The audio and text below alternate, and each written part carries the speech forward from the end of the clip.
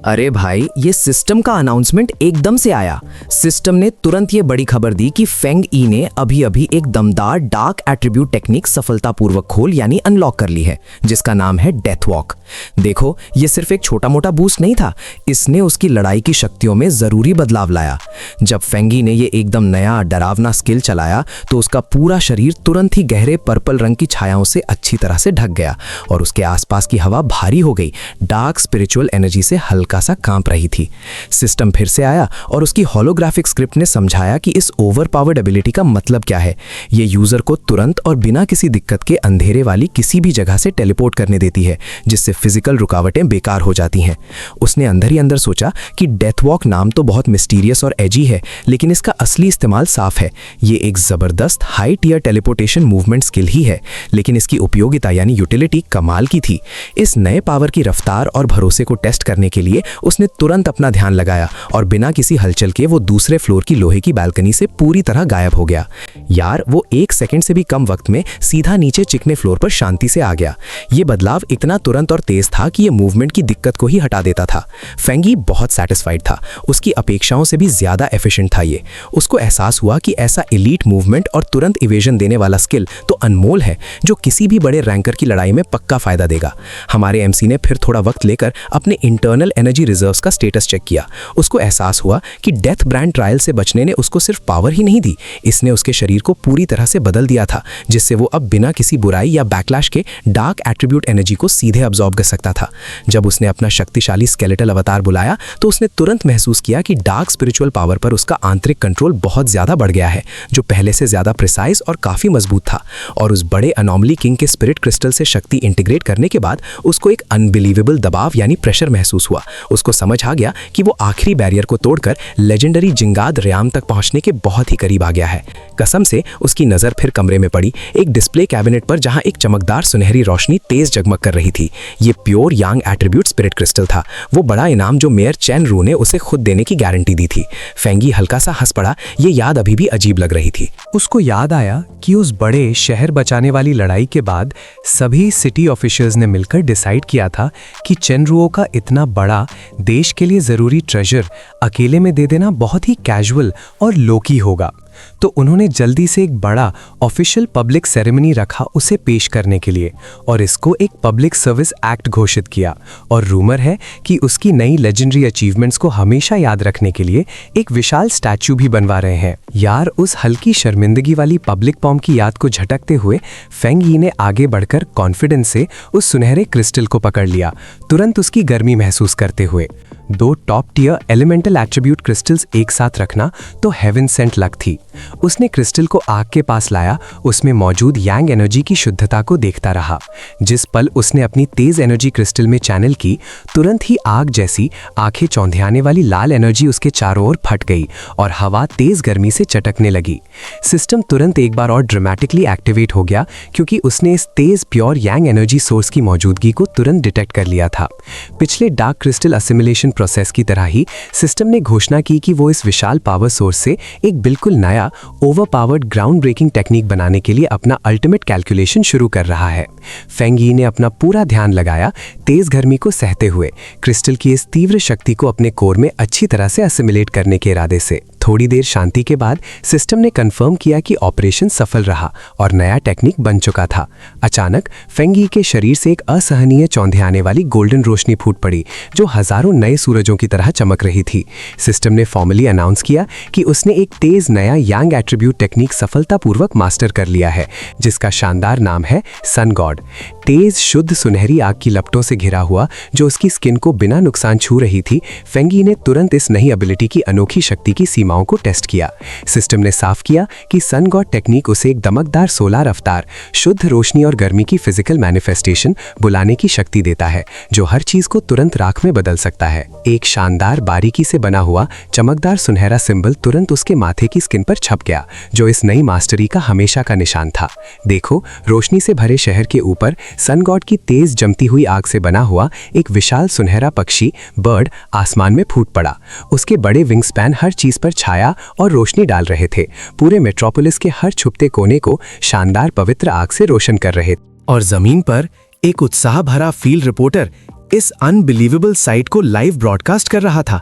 उसकी आवाज में आश्चर्य और हल्का सा पैनिक था, जबकि सोशल मीडिया कमेंट्स अनियंत्रित अनकंट्रोलेबल तरीके से आ रहे थे, जिससे लोकल नेटवर्क्स क्रैश हो गए।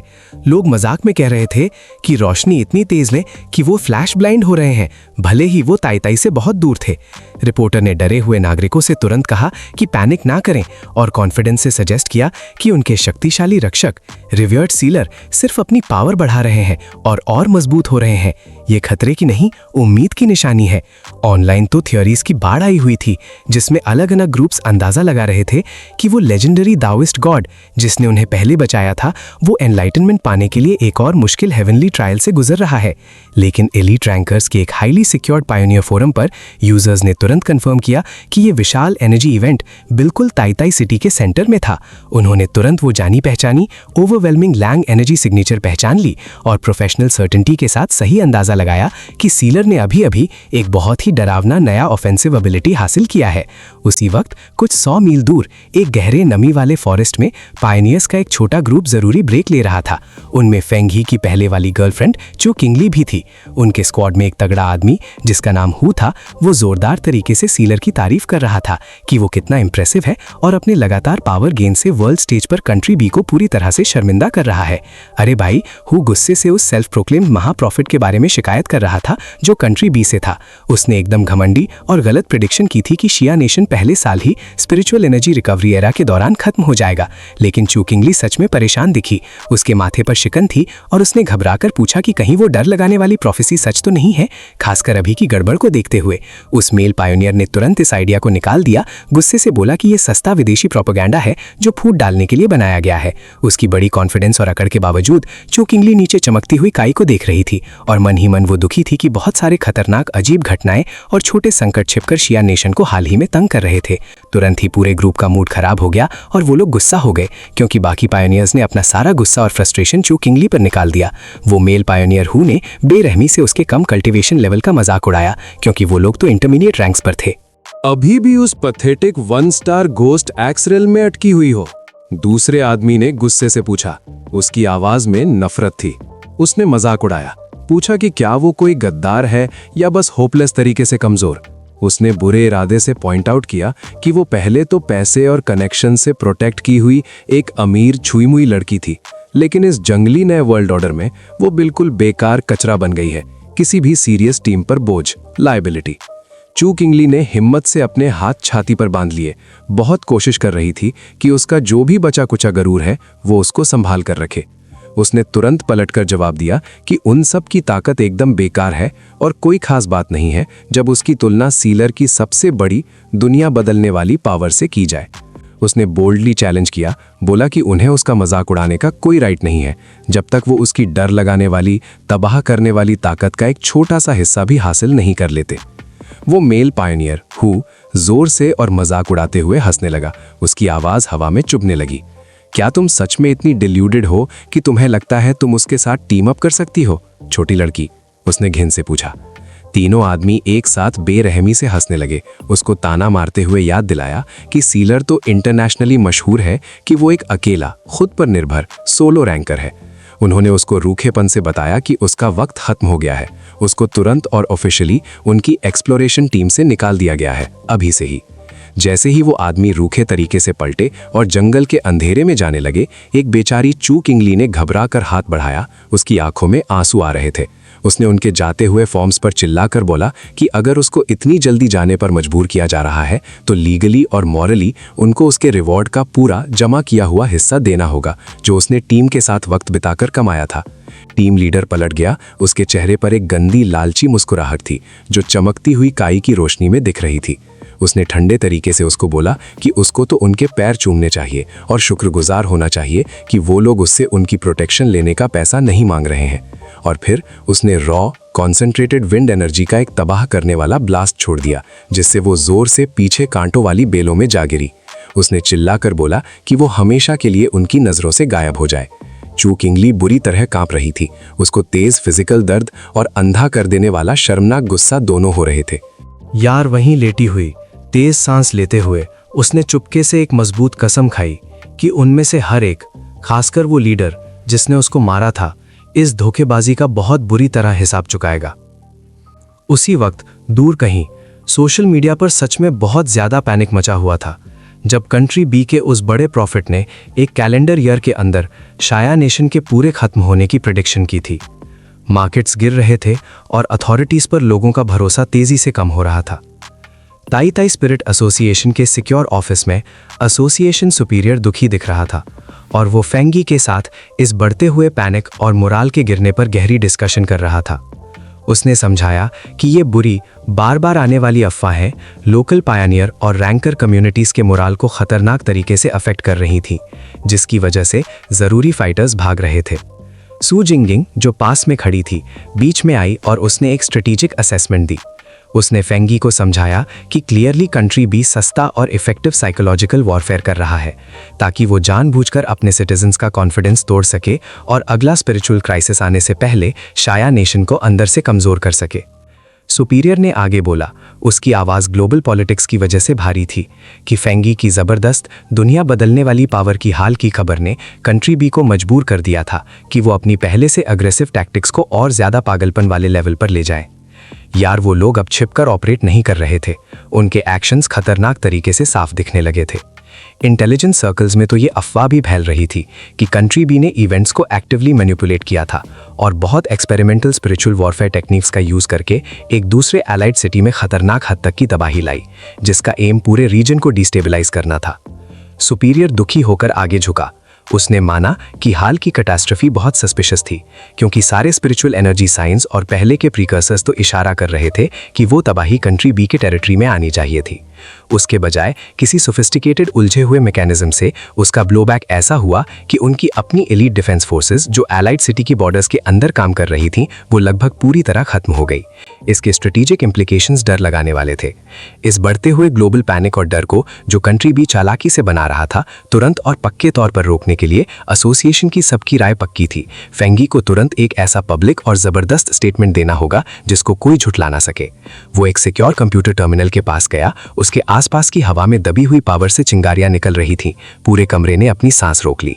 उसने एक ही पक्के कीस्ट्रोक से इनक्रिप्टेड सिग्नल्स को कॉन्टिनेंट्स पर उछालते हुए भेज दिया और अपना मैसेज हर नेटवर्क के जरिए पूरी दुनिया तक पहुंचा दिया। उसके ऑफिशियली वेरीफाइड प्रोफाइल, जिसको सीलर 5 नाम दिया गया था, जो आमतौर पर सिर्फ सबसे मुश्किल मिलिट्री कम्युनिकेशंस के लिए रखा जाता था, उस पर उसने एक छोटा लेकिन पूरी तरह से एक्सप्लोजिव सेंटेंस पोस्ट किया जिसने सारी आम समझ को चैलेंज कर दिया। अपोकलिप्स मेरी ब्रेकिंग थ्रू की स्पीड को पकड़ नहीं पाएगा। इंटरनेट तुरंत और बुरी तरह से एक्सप्लोड हो गया। सबकी मिलीजुली डिजिटल चीख ने ग्लोबल सर्वर्स को ओवरवेल्म कर दिया। तुरंत ही कमेंट्स का एक बड़ा जबरदस्त सैलाब आ गया। बहुत सारे सिटीजन्स और मीडिया आउटलेट्स ने इस असंभव बात को वेरीफाई किया, फुटेज और पर्सनल टेस्टिमनीज का हवाला दिया। पिछले क्राइसिस के वेरीफाइड सर्वाइवर्स ने कंफर्म किया कि उन्होंने खुद फेंगी को उस बड़े डेथ किंग को आसानी से तबाह करते हुए देखा था और उसकी पावर से हुई पूरी तबाही का डिटेल में जिक्र किया। देखो, आम लोग इस डिफाइंड डिक्लेरेशन से एम्पावर होकर कंट्री बी की बिल्कुल रिडिकुलस, डर फैलाने वाली डूम्सडे प्रोफेसी का खुल्लम खुल्ला मजाक उड़ाने लगे। लेकिन फेंगी उस डिजिटल मेलस्ट्रॉम के सामने शांति से खड़ा था। वो जानता था कि बचे हुए स्केप्टिक्स और हेटर्स को चुप कराने का सबसे आसान और पक्का तरीका यही था कि वो अपनी शेयर ओवरपावर्ड स्ट्रेंथ की ठोस, पक्की, झुटलाई न जाने वाली सच्चाई दिखाए। और उसी वक्त पूरे नेशन के सारे हाई लेवल रैंकर्स जो स्पिरिचुअल मैट्रिक्स का असली मतलब समझते थे, वो अपनी हाथ स्क्रीन से चिपके हुए थे। हैरानी से उनके जबड़े खुले थे। उन्हें डर लगाने वाली क्लैरिटी से एहसास हुआ कि ग्लोबल टेंशन के बीच में ही फेंगी एक और बड़ा अनोखा ब्रेक थ्रू कर रहा था। यार, वो लोग ग्रेट सिया के असल भगवान के लिए खुल के चिल्ला रहे थे।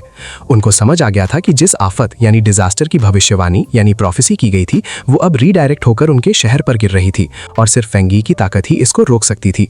लेकिन बॉर्डर के उस पार दुश्मन के मेन सेंटर में कंट्री बी के इंफॉर्मेशन HQ के अंदर पूरा सिक्योर फैसिलिटी एकदम बेकाबू होकर पागलपन में चला गया था।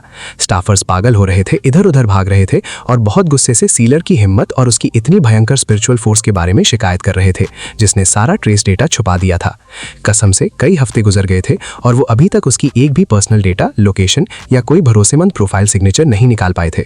डायरेक्टर हान, जो कंट्री बी पायोनियर नेटवर्क के हेड डेटा एक्सपर्ट थे और जिनको गुस्से वाला माना जाता था, उनका तो गुस्सा फूट गया। उनका चेहरा नीला लाल हो गया और वो अपनी नाकाम सर्वेलेंस टीम पर चिल्लाए कि वो उस एक ओपी इंसान को नहीं ढूंढ पाए थे जो उनके साइकोलॉजिकल वॉरफेयर की कोशिशों को बर्बाद कर रहा था। उन्होंने सबको निकाल देने की धमकी दी ये वादा करते हुए कि जो भी सूरज निकलने से पहले सीलर 5 का असली नाम नहीं लाएगा, उसको आर्कटिक फ्रंटियर में लैट्रीन साफ करनी पड़ेगी। देखो, टाई टाई स्पिरिट एसोसिएशन में अब टेंशन आखिरकार कम हो गई थी और उसकी जगह एक क्षणिक मोमेंटरी शांति आ गई थी। फेंग यी ने शांति से अपने सुपीरियर को बताया कि ये जानबूझकर किया गया पब्लिक पावर फ्लेक्स आने वाले वक्त के लिए शांति और डिप्लोमेटिक माहौल बनाए रखने के लिए काफी होगा। सुपीरियर ने चैन की लंबी सांस ली और फिर हंसा। एमसी के बिना कोशिश के दुनिया बचाने के कामों के लिए बहुत शुक्रगुजार थे। तुम सच में हमारी रक्षा, डिफेंस की बुनियाद हो फेंगी। हम तुम्हारे एहसानमंद हैं। अचानक ये थोड़ा सा आराम खत्म हो गया जब एक असिस्टेंट कमरे में घुसा। हाथ में टैबलेट था और उसके चेहरे पर सिर्फ डर था। उसने तुरंत बताया कि वेस्टर्न शाया नेशन में रातों रात एक बिल्कुल नया रिस्ट्रिक्टेड एरिया जबरदस्ती आ गया है, जिसका कारण दो बहुत बड़े एक दूसरे के खिलाफ एट्रीब्यूट्स का खतरनाक टकराव था। तो मिलिट्री ने तुरंत तैयारी की, कई सिक्योर पेरिमीटर बना दिए ताकि पूरे वॉलेटाइल सेक्टर को सील किया जा सके। अरे भाई, हमारे एमसी फेंग यी ने अपनी शांति बनाए रखते हुए आराम से पूछा कि इस विनाशकारी घटना का कारण कौन सी तरह की पावर्स हैं। असिस्टेंट ने जल्दी से उस डरावने मिक्स को समझाया, प्यूरिफाइंग और अग्रेसिव प्योर यांग एट्रीब्यूट और करप्टिंग बहुत ही केओटिक डार्क एट्रीब्यूट का ताकतवर मिश्रण।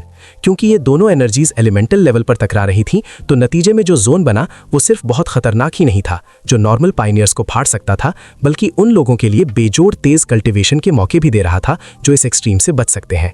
इमरजेंसी रिपोर्ट में यह भी लिखा था कि मशहूर सी मिस्टिक गुयुरू, जो मेन हेडक्वार्टर्स की एक सुप्रीम एंटिटी हैं, उन्होंने खुद उसे अगली सुबह आने का खास इनविटेशन भेजा है। फेंग यी, जो हमेशा उत्सुक ईगर पावर हाउस रहता है, उसने बिना सोचे ही खतरनाक मिशन मान लिया। उसने अपनी मुट्ठी कस के बंद की, अपनी स्किन के नीचे नई वॉलेटाइल एनर्जी महसूस की और अंदर ही अंदर घोषणा की कि ये अनोमली उसके दो नए बिना परखे स्किल्स के लिए एकदम परफेक्ट टेस्टिंग ग्राउंड है। थोड़े वक्त बाद वेस्टर्न शाया नेशन के कर्कश सूने पीले इलाके में एक हाई सिक्योरिटी मिलिट्री कॉन्वॉय उस डरावने घूमते हुए एनर्जी वॉटेक्स की तरफ बढ़ा जिसको लोग ब्लैक सनपूल के नाम से जानते थे। एक विशाल आर्मर्ड व्हीकल जो हाई लेवल स्पिरिचुअल अटैक्स के खिलाफ मजबूत किया गया था, रुक गया और उससे फेंग यी और सपोर्टिव लेकिन थोड़ी टेंशन में दिखने वाली जाओ लान बाहर निकले। देखो, फेंग यी ने उठारे हुए सैनिकों और ऑब्जर्वेशन स्पेशलिस्ट के सैकड़ों लोगों को देखा। उसको समझ आया कि इतनी बड़ी मॉनिटरिंग टीम की जरूरत सिर्फ इस वजह से थी क्योंकि उस जोन को घेरे हुए तेज स्थानीय काले हवा और बारिश का पर्दा था। ये एक दबाव डालने वाला लगभग इम्पेनेट्रेबल नेचुरल बैरियर के रूप में काम कर रहा था, जिसे उन्हें अंदर जाने के लिए भेदना था। हमारा एमसी उस तूफान के सामने बिल्कुल बेफिक्र खड़ा था, प्योर यांग और डार्क एट्रीब्यूट्स के बीच उस शानदार फिर भी पूरी तरह केओटिक अंदरूनी टकराव का विश्लेषण कर रहा था। उसको दोनों एनर्जीज की सुप्रीमेसी के लिए लड़ते हुए महसूस हो रही थी, जो स्पेस में अनस्टेबल जानलेवा दरारें बना रही थी। उसके बगल में मॉनिटरिंग स्क्वाड घबराहट में अपना गियर चेक कर रहा था, साफ तौर पर खतरों के बारे में चिंतित थे और कंफर्म कर रहे थे कि क्या वो आगे की पागलपन के लिए तैयार हैं। उस विशाल घूमते हुए प्योर कॉन्सेंट्रेटेड डार्क एनर्जी के वोटेक्स का सामना करते हुए फेंग ये ने अंदर ही अंदर खुद को तैयार किया इस नए और कठोर चैलेंज को जीतने और कल्टीवेशन रिवॉर्ड हासिल करने के लिए। उस विनाशकारी काले हवा और बारिश के पर्दे के ठीक बाहर रिस्ट्रिक्टेड एरिया को घूमते हुए डार्क टॉर्नेडो ने निगल लिया था। तब जाओ लान घूम गई और नए एलीट अराइवल से मिलवाया जो अभी अभी ट्रांसपोर्ट एयरक्राफ्ट से उतरे थे। उसने साफ किया कि ये हाई कैलिबर एलीट पायनियर्स थे जिनको खास तौर पर शेन सिटी और हेशी सिटी के सेंट्रल हेडक्वार्टर से भेजा गया था। उसने जोर दिया कि ये नए आए लोग फेंग ये की तरह ही 3 स्टार स्पिरिट क्रिएशन रेल्म के टॉप टियर जीनियसेस माने जाते थे, जो जल्दी ही शक्तिशाली जिंगांग रेल्म में पहुंचने की कगार पर थे। उनके पीछे से नए टीम मेंबर्स निकले जो जबरदस्त ठीक तरह से कंट्रोल की गई स्पिरिचुअल पावर फैला रहे थे। उनकी उपस्थिति से कैंप में तुरंत टेंशन बढ़ गई। एक शांत, खुद पर कंट्रोल रखने वाला नीले बालों वाला आदमी आगे बढ़ा। उसकी आंखें गहरे पानी के रंग की थीं। उसने अपना परिचय वांग लान के रूप में दिया, जो नया हेशी सिटी कैप्टन और master 3 star water attribute pioneer था। उसके ठीक बगल में स्पाइकी हेड सॉन्ग येमिंग था, जो शेन सिटी का एक एलीट रैंकर था और जबरदस्त विंड और फायर डुअल पावर्स रखता था। उसके चेहरे पर अग्रेसिव कॉन्फिडेंस दिख रहा था। वांग लान ने तुरंत सही और निकालता से देर से आने के लिए माफी मांगी, जिसका कारण ट्रांजिट इश्यूज थे। जाओ लान ने जिम्मेदारी ली और नए इकट्ठा हुए ग्रुप को संबोधित करते हुए इस वॉलेटाइल फॉरबिडन जोन में घुसने के लिए सख्त नियमों को दोबारा बताया, खासकर एनर्जी इक्विलिब्रियम को डिस्टर्ब न करना और आर्टिफैक्ट रिट्रीवल के सख्त तरीकों पर जोर दिया। फिर उसने उन सबको चैलेंज किया कि वो अपनी यूनिक स्किल्स का इस्तेमाल करके उस डरावने डार्क कर्टन को जबरदस्ती फाड़कर बाहर निकले और किसी और से पहले कंटेनमेंट जोन में घुसे। यार, फेंग ये एकदम शांत खड़ा था। उसकी तेज लाल आंखें थोड़ी चमक रही थी क्योंकि उसने कैजुअली देखा कि दोनों नए कैप्टन्स उसे खुलेआम गौर से देख रहे थे, लेजेंड को उसकी असल शक्ल से कंपेयर कर रहे थे। सॉन्ग यीमिंग ने तुरंत एक बड़ा खारिज करने वाला स्नॉट किया। वो लेजेंडरी फैंग यी के लो की तरीके से बिल्कुल प्रभावित, इम्प्रेस नहीं हुआ था। अपनी बड़प्पन साबित करने और डोमिनेंस स्थापित करने की बेचैनी में सॉन्ग यीमिंग हिम्मत से आगे बढ़ा और तेज आवाज में घोषणा की कि पहली निश्चित कोशिश वो ही करेगा। उसने नाटकीय रूप से अपनी पीठ से एक विशाल चमकदार ब्लेड निकाली और अपने असरदार ड्यूअल एट्रीब्यूट माइट को दिखाने के लिए पूरी तरह तैयार था। जैसे ही उसने अपनी पावर चार्ज की, जिससे जमीन थोड़ी कांपने लगी, उसने अंदर ही अंदर माना कि इस हाई रिस्क जॉब को लेने का उसका एक बड़ा कारण खासकर बदनाम सीलर से मिलना और अपनी स्किल्स को बेंचमार्क करना था। वो फैंग यी के रेयर और ताकतवर यांग एट्रीब्यूट के बारे में ना खत्म होने वाली अफवाहें सुन रहा था और अब वो इसके खिलाफ अपनी एलिमेंटल फ्यूजन को मापना चाहता था। यार, उसके शरीर से तुरंत जलती हुई आग निकल पड़ी जो हवा को भी मोड़ने के लिए काफी तेज थी। जैसे ही उसने खुद को जोर से हवा में लॉन्च किया और साथ ही अपने शक्तिशाली विंड और फायर ड्यूअल एट्रीब्यूट्स को एक्टिवेट किया, उसने महारत से चमकदार नीली विंड एनर्जी को अपनी आग वाली सॉर्ड के साथ जोड़ दिया।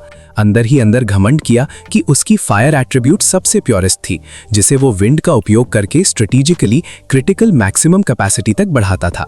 एक विशाल वार के साथ और एक बहरा कर देने वाली सोनिक बूम के साथ उसने इंटीग्रेटेड फायर और विंड की एक विस्फोटक लहर को सीधे उस दबाव डालने वाली घूमती हुई डार्क बैरियर में छोड़ दिया। देखो, जाओ लैन ने वो तबाह करने वाली पावर देखी और उसको अंदर ही अंदर मानना पड़ा कि सॉन्ग यीमिंग पक्का एकदम रेयर जीनियस है। उसने अपने दोनों एट्रीब्यूट्स को एब्सोल्यूट मास्टरी और बेहतरीन तालमेल सिनर्जी से परफेक्ट किया हुआ था। सॉन्ग यीमिंग ने बड़े आराम से लैंड किया, मिट्टी उड़ाई। उसके जबरदस्त अटैक की बची हुई एनर्जी ने उस काले तूफान टेम्पेस्ट में एक चमकता हुआ रास्ता बना दिया था। उसने अकड़ते हुए एक हल्का सा स्कॉफ दिया और बोला कि ये जबरदस्त डार्क बैरियर तो बस खराब मौसम का नाटक कर रहा है और इसको सुपीरियर पावर से तोड़ना बहुत आसान है। यार, ये इतना ढीठ और लापरवाह डिस्प्ले देखकर वांग लैंड ने सोचा कि अब उसकी बारी है अपने स्किल्स दिखाने की। उसने ताकत की जगह प्रिसिजन यानी सटीकता को ज्यादा जरूरी समझा। उसने अपनी स्पिरिचुअल एनर्जी एक्टिवेट की और बड़े शानदार तरीके से गहरी नीली पानी की एक तेज रेजर शार्प कंस्ट्रक्ट बना दी, जिसको वो तेजी से घुमाकर एक ड्रिलिंग वोर्टेक्स बना रहा था। जब वो सीधा उस तूफानी डार्क स्टॉर्म में दौड़ा तो उसने तुरंत अपने चारों तरफ एक पूरा प्रोटेक्टिव डोम लाइक वाटर अम्ब्रेला बना लिया। उसने अपनी जबरदस्त डिफेंसिव और एडाप्टिव स्किल का इस्तेमाल किया ताकि वो इस खतरनाक एनवायरनमेंट को झेल सके। उस घूमते हुए भारी अंधेरे के अंदर उसका प्रोटेक्टिव वाटर शील्ड एक चमकती हुई सुकून देने वाली रोशनी से जगमगाया। इससे ये साबित हो गया कि उसमें डार्क एट्रीब्यूट के खिलाफ कितनी ताकत है। जैसे ही वैंग लैंड ने उस दहलीज थ्रेशोल्ड को पार किया, उसके फेफड़ों पर तुरंत एक भयानक दम घोटने वाला दबाव प्रेशर आ गया, जैसे पूरे डिमेंशन की हवा को ही निचोड़ रहा हो। एकदम गहरी ठंडक कोल्ड उसकी हड्डियों तक चली गई। उसको डर से एहसास हुआ कि अगर उसने 3 स्टार स्पिरिट क्रिएशन फेज में आने के ठीक बाद ये कोशिश की होती तो इस एनवायरनमेंट का तेज वजन उसके स्पिरिचुअल कोर को पल भर में खत्म कर देता। उसने खुद ब खुद अपनी गर्दन ऊपर की पूरी हैरानी से देख रहा था। ये नज़ारा स्पिरिचुअल फिजिक्स के सभी नियम लॉस को चुनौती लगा रहा था। यार, ये तेज शुद्ध यांग एट्रीब्यूट और वो भयानक बर्बाद करने वाला डार्क एट्रीब्यूट इतनी तेज और लगातार स्टेट में एक साथ कैसे रह सकते हैं? उनके सरों के ऊपर असंभव रूप से ऊंचा एक दूसरे से टकराती स्पिरिचुअल एनर्जीज का वो बहुत बड़ा चक्कर मॉन्स्ट्रस वोर्टेक्स टूटे हुए आसमान पर तेजी से घूम रहा था। ये एक बेचैन और केओटिक पावर का खामोश सबूत था। देखो, सॉन्ग यीमिंग ने बड़ी होशियारी से अपना हाथ आगे बढ़ाया, अपनी इंटरनल एनर्जी से उसको बचाते हुए, और उस घूमती केओटिक डार्क एनर्जी का थोड़ा सा हिस्सा निकाल लिया।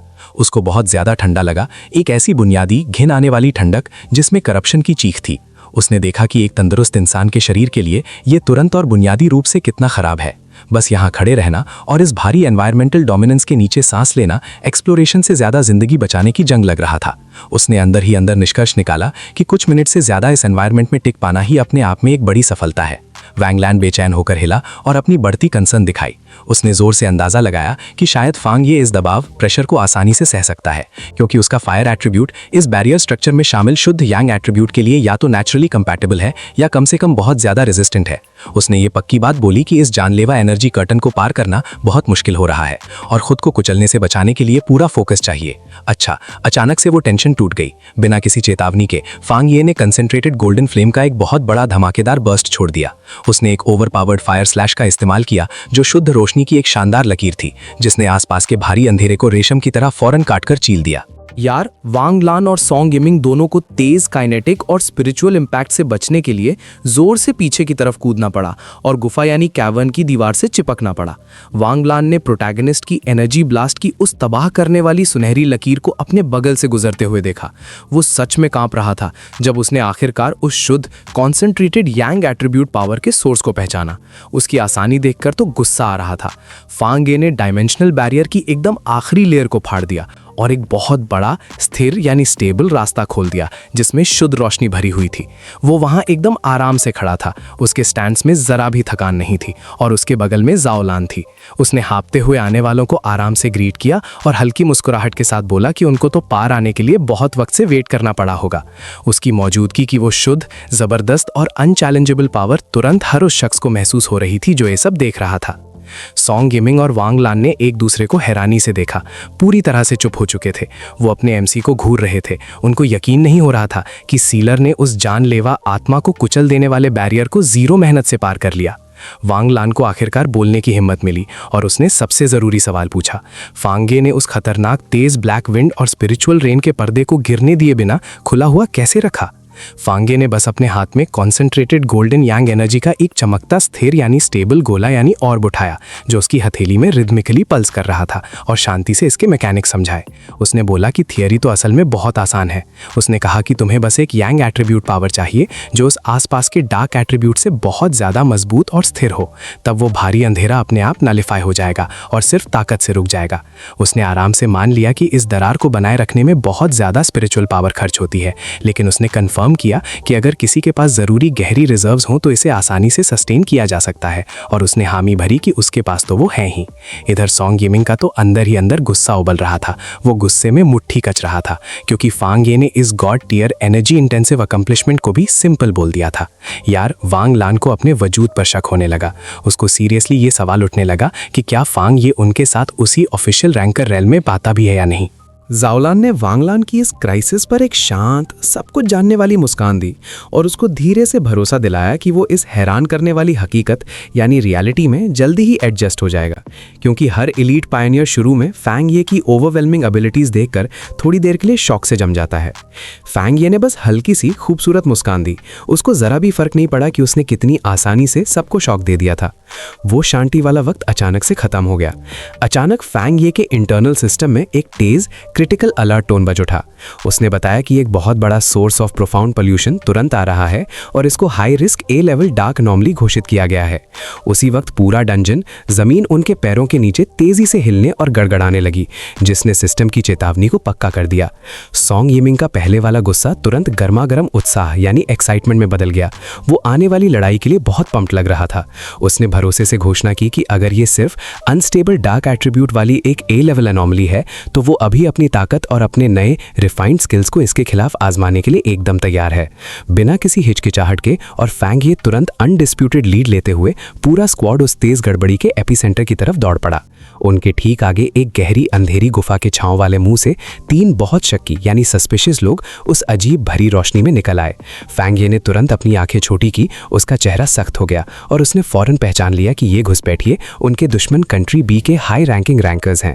जाओलान और सॉन्ग यिमिंग दोनों बुरी तरह से हैरान थे कि इस रिस्ट्रिक्टेड सिक्योर डंजन जोन के इतने अंदर दूसरे इंसान, वो भी फॉरेनर्स, कैसे हैं। जाओलान ने तेजी से इस गंभीर हालात यानी ग्रेव सिचुएशन का जायजा लिया। उसका दिमाग तेजी से चल रहा था।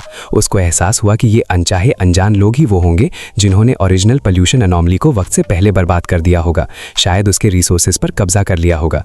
अरे भाई, उसने गुस्से से दूर से चिल्लाकर बोला कि आज के डिप्लॉयमेंट के लिए 0 ऑथराइज्ड पायोनियर टीम शेड्यूल की गई हैं। तो उसने तुरंत समझ लिया कि ये लोग जरूर अनऑथराइज्ड स्टोव अवेज और ट्रेसपासर्स होंगे। जाओलान ने तुरंत डिमांड किया कि वो अपनी आइडेंटिटीज और सॉवरेन टेरिटरी में घुसने का मकसद बताएं। यार, वो 3 शैडोई इंट्रूडर्स अकड़कर वहां खड़े रहे। एक स्मग ब्लॉन्ड आदमी जिसने चमकीली पर्पल शर्ट पहनी थी और वो थोड़ा आगे खड़ा था। एक बहुत बड़ा मस्कुलर आदमी जिसके लंबे काले बाल थे, वो मसल लग रहा था। और तीसरा एक अनसेटलिंग फिगर जो पूरा डार्क हुड में छिपा हुआ था। वो ब्लॉन्ड आदमी बहुत ही एरोगेंट ग्रिन दे रहा था। उसने बड़े फ्लेयर के साथ इंट्रोड्यूस किया कि वो कंट्री बी के एलीट पायनियर्स हैं जो कन्वीनियंटली इस रिसोर्स रिच जोन में ट्रेनिंग करने आए हैं। देखो, सॉन्ग यिमिंग को उनकी हिम्मत पर बहुत गुस्सा आया।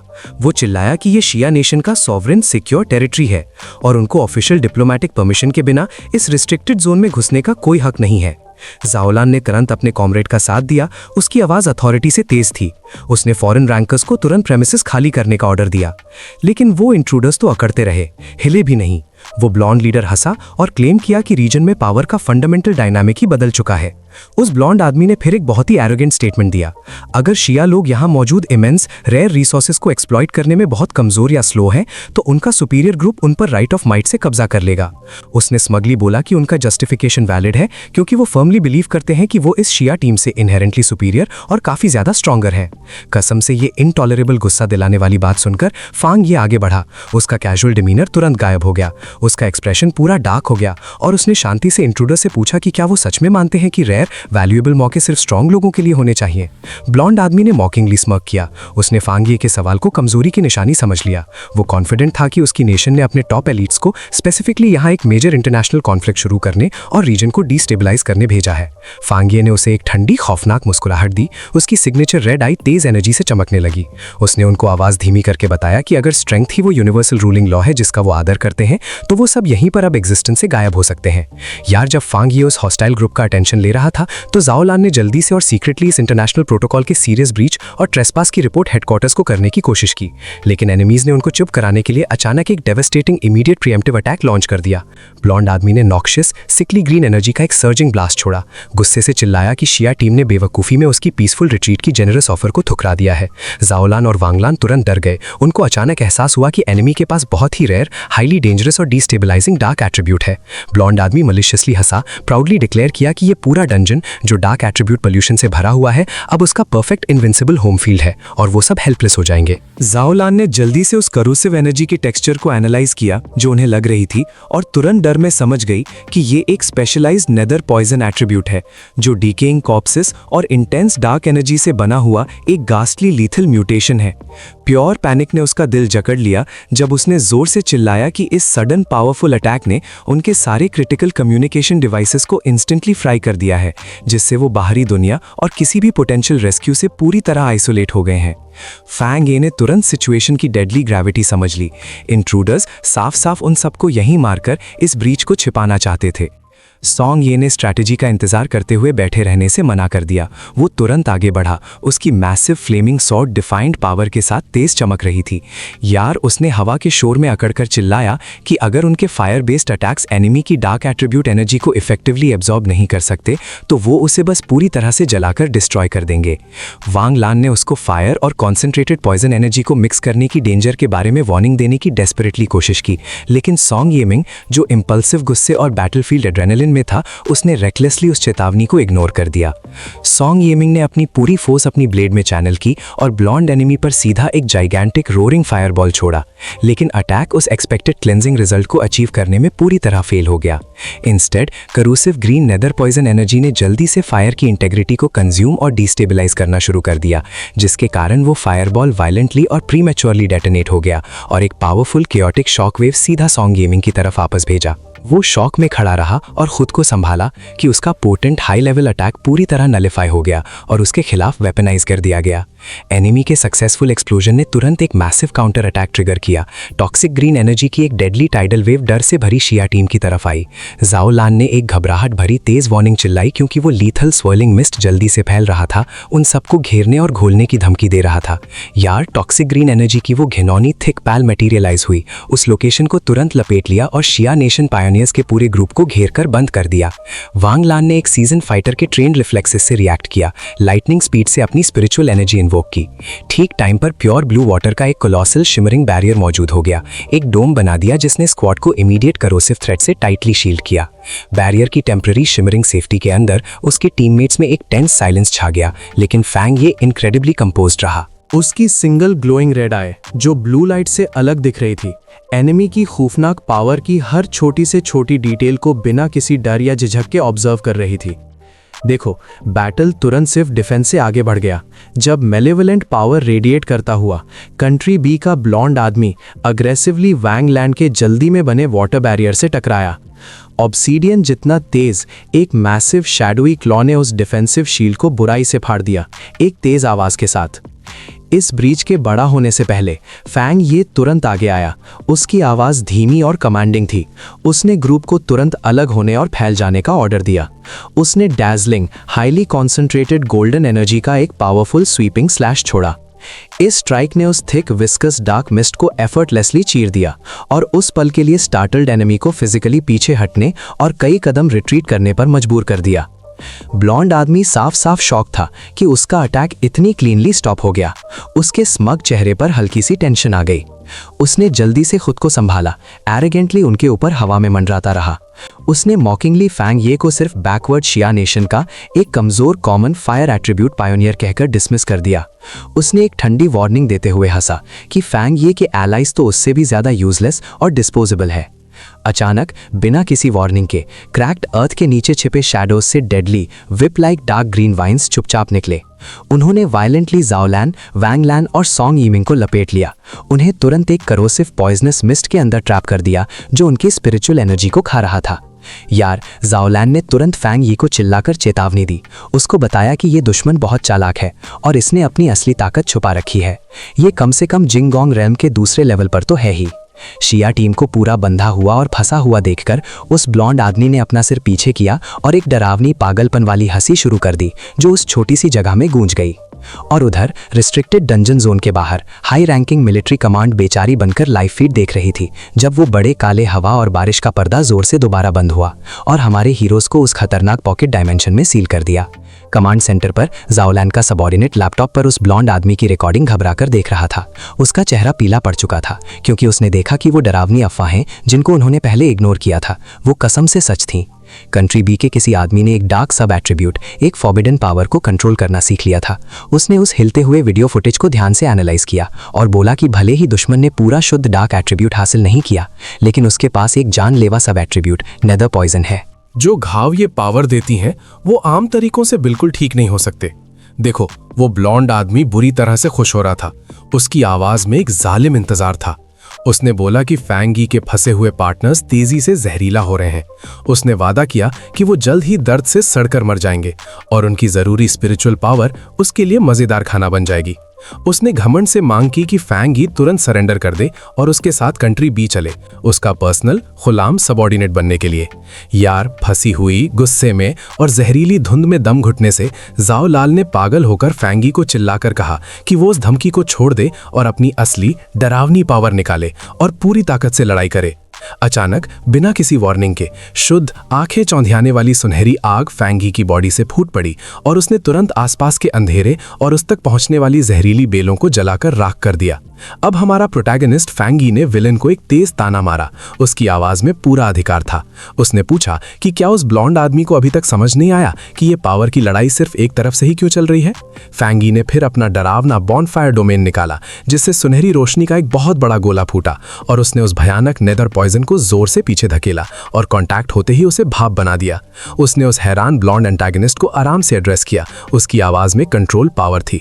उसने पूछा कि क्या वो सच में शौक में है कि उसके छोटे मोटे डार्क पॉइजन के ट्रिक्स सच्ची यांग एनर्जी की शुद्ध एसेंस के सामने बेकार है। वो ब्लॉन्ड एंटागनिस्ट सच में हैरान था। उसकी पूरी डार्क सोच का आधार जोर से उसके आसपास टूट रहा था। पूरी जीत का एहसास दिलाते हुए फैंग यी ने एक दमदार कॉन्फिडेंट हंसी दी और फैसला कर लिया।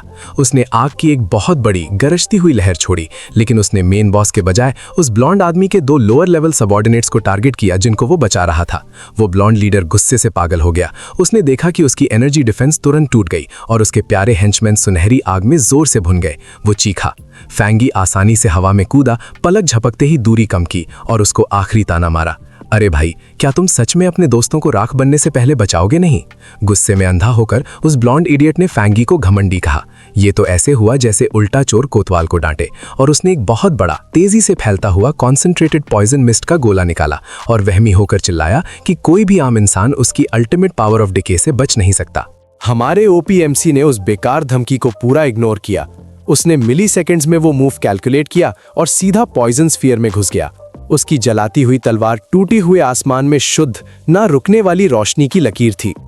जैसे ही फैंग यी ने इतनी तेज स्पीड से दूरी कम की, उस ब्लॉन्ड आदमी का एक्सप्रेशन अचानक गुस्से से शुद्ध, गहरे शौक में बदल गया। ये डर के शुरू होने का एक निशान था। उसको आखिर में फैंग यी की इतनी ताकतवर एनर्जी सोर्स का असली डरावना नेचर समझ आया। उसको तुरंत डर के साथ एहसास हुआ कि ये तो अल्टीमेट यांग एट्रीब्यूट है, एक ही एलिमेंटल फोर्स जो उसको और उसकी डार्क पावर को पूरी तरह से खत्म कर सकती है। फेंग यी ने उस आइकॉनिक जलती हुई तलवार को अपने सिर के ऊपर उठाया। एनर्जी खतरनाक तरह से क्रैकल कर रही थी और उसने ऑफिशियली उस ना रुकने वाली टेक्निक का नाम अनाउंस किया, स्काई फायर स्लैश। एक अटल ताकतवर वार से फेंग यी ने तुरंत विलन की जल्दबाजी में बनाई हुई डिफेंसेस को खत्म किया और उस ब्लॉन्ड आदमी को सीधा बीच में से काट दिया, उसका धड़ उसके पैरों से अलग कर दिया।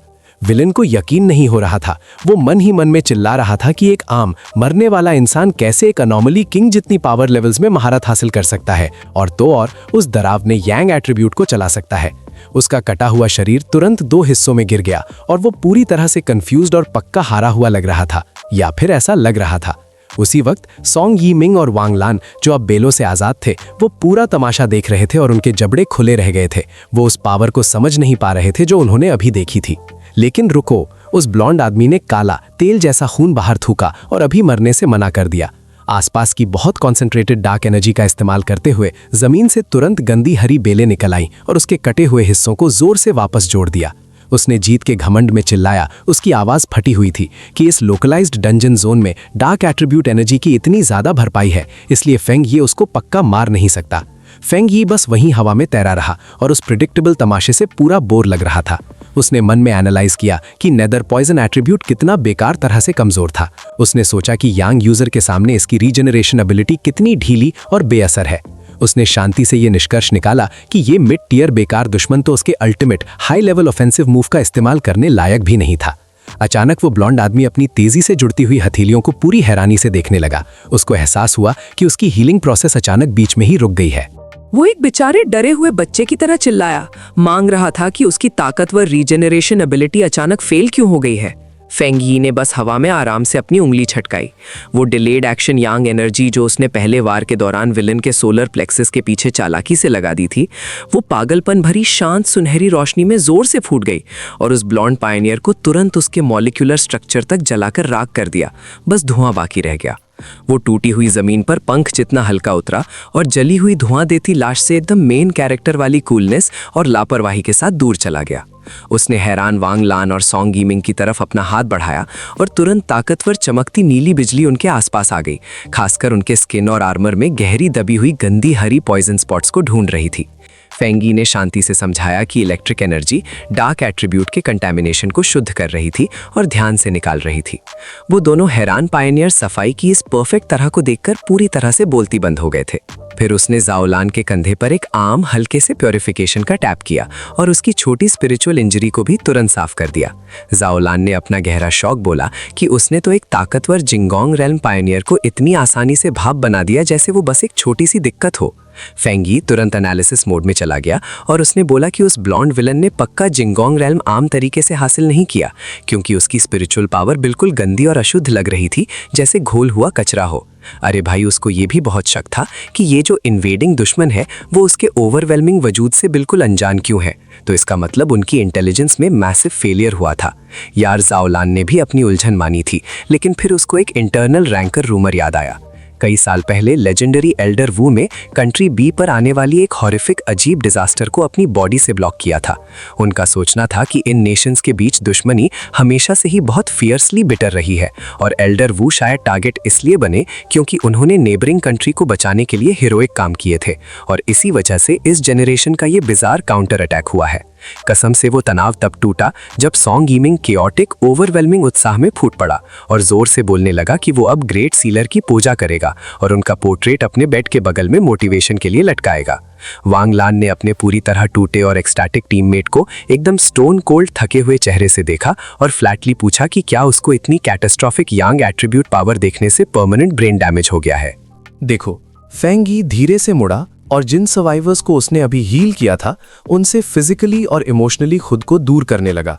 उसने उनको एक फर्म अनकॉम्प्रोमाइजिंग टोन में बोला। हालांकि इन्वेसिव डार्क एट्रीब्यूट एनर्जीज उनके सिस्टम से पूरी तरह पर्ज हो चुकी थी, लेकिन वो अभी भी बहुत कमजोर थे, बहुत डिप्लीटेड थे और उस लेवल की तैयारी तो बिल्कुल नहीं थी कि वो रिस्ट्रिक्टेड जोन के सच्चे और जानलेवा खतरनाक कोर एरिया तक जाने का सोच भी सकें। उसकी नजर जाओ लान पर ठहरी, जो बचे हुए लोगों में सबसे कॉम्पिटेंट लीडर थी। फेंग यी ने सीधा और इमीडिएट इंस्ट्रक्शन दिया। उसको रिस्पॉन्सिबिलिटी लेनी होगी। चुनाव उसका था, या तो वो इन थके हुए इंडिविजुअल्स को सेफली वापस सेटलमेंट्स और घर तक एस्कॉर्ट करे, या तो उनकी रिहैबिलिटेशन और ट्रेनिंग को स्ट्रिक्टली सुपरवाइज करे डेजिग्नेटेड सेफर आउटर रीजन्स में, जहां एम्बिएंट थ्रेट लेवल मैनेजेबल था। उसने कंफर्मेशन या प्रोटेस्ट का इंतजार नहीं किया। जैसे ही आखिरी शब्द उसके होठों से निकले, फेंग यी ने पूरी तरह पीठ मोड़ ली और टीम को अबैंडन करके चला गया। वो अकेले ही चला गया और सीधे मार्च किया अननेचुरल हवा और अब्रेसिव डस्ट के थिक स्वर्लिंग केओस में, जो सबसे गहरे खतरे की बाउंड्री थी। उसके आसपास का एटमॉस्फेयर थिक हो गया और साइमल्टेनियसली उसकी आंखें एक इंटेंस बर्निंग गोल्ड की तरह चमकने लगी। ये उस पावर का विजिबल मैनिफेस्टेशन था जिसे वो आमतौर पर सप्रेस करके रखता था। इस एक्ट से उसका अल्टीमेट ड्राइविंग इंटेंशन पता चला। वो यहाँ सिर्फ रेजिडुअल करप्शन साफ करने नहीं आया था, उसको इस रिस्ट्रिक्टेड एरिया के ट्रू कोर का जेन्युइन, टेरिफाइंग और छुपा हुआ चेहरा अपनी अनशील्डेड परसेप्शन से देखना था। वो अब बिल्कुल अकेले खड़ा था, नेचुरल और अननेचुरल फिनोमेना के एक एब्सोल्यूट नाइटमेयर का सामना कर रहा था। उसके सामने एक मैसिव मॉन्स्ट्रस स्टॉर्म चर्न हो रहा था, जो अपने स्केल में टेरिफाइंग था, और ये वायलेंटली स्वर्लिंग ब्लू लाइटनिंग और रॉ वॉलेटाइल डार्क एनर्जी की पल्सेस से इंटरवोवन था। ऊपर का आसमान भी उस इमेंस प्रेशर के चलते फ्रैक्चर और क्रैक हो गया था।